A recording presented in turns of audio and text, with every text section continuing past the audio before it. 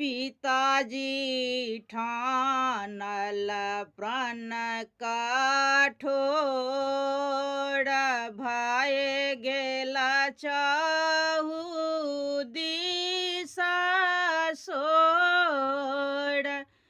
पिताजी ठानल प्रण कठोर,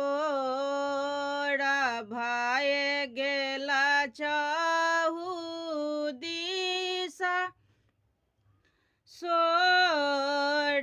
के ओ नहीं तोड़लानी चाप, जाना कपूरा में। के ओ नहीं तोड़लानी चाप,